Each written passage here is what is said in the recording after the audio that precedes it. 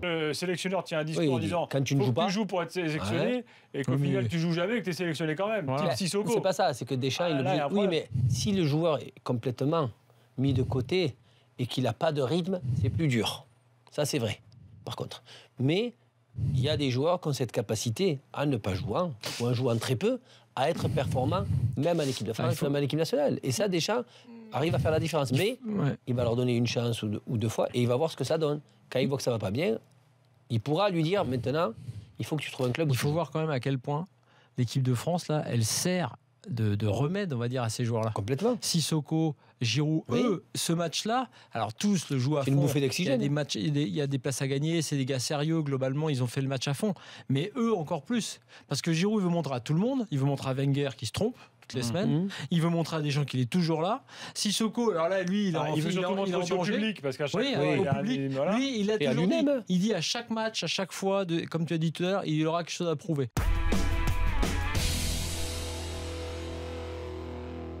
C'est un match amical, c'est quand même Matuidi. Comparé aux autres, il n'a pas besoin de se battre pour dire je veux ma place, je veux gagner. Il arrache le moindre petit ballon, il se donne comme si c'était le dernier ballon.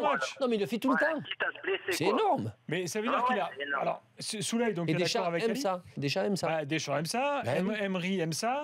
Alors qu'on lui voit souvent des limites techniques à ce joueur, et pourtant, il est toujours là titulaire. Ouais, mais il va falloir faire attention quand même, parce qu'à un moment donné, quand tu as N'Golo Kanté dans ton effectif, ils sont tombés sur une crème, donc le mec va rien dire, va jamais bouger une oreille.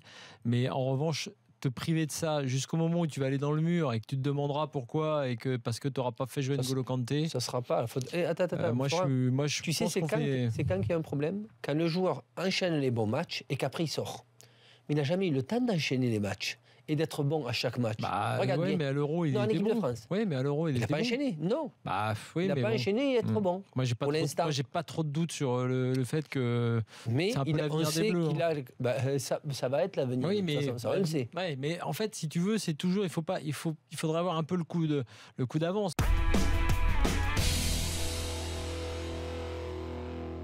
Il va plutôt prendre le petit risque avec Carvajal, mais il ne va pas le prendre avec Bale, parce que Bale, il y a tellement d'alternatives sur le banc, à commencer par un joueur qui est dans un état de forme exceptionnel qui s'appelle Isco. Et puis même s'il n'y avait pas Isco, tu as Lucas Vazquez, tu as Asensio qui a été grandiose cette saison, tu as Rames, c'est-à-dire que dans le registre milieu offensif, il y a tout ce qu'il faut. Latéraux, c'est plus compliqué. Tu as ça, et puis tu as le fait que Bale, en super sub, c'est quand même énorme. Parce que ça te fait une gâchette. En contre. Si tu marques le premier but. Mais oui. Non, mais c'est vrai que pour ça peut être très, très intéressant.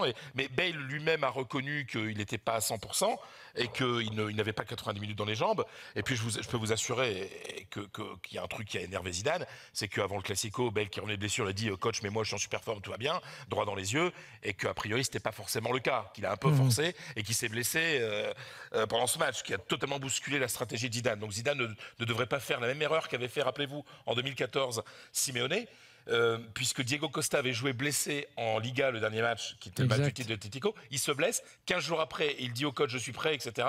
Et il est obligé de sortir au bout de 9 minutes. Et ça enlève un changement à l'Atlético, dont ils ont eu cruellement besoin lors de la prolongation, parce que Juan Fran s'est blessé. Et ils ont joué à 10 contre 11 et ils ont perdu.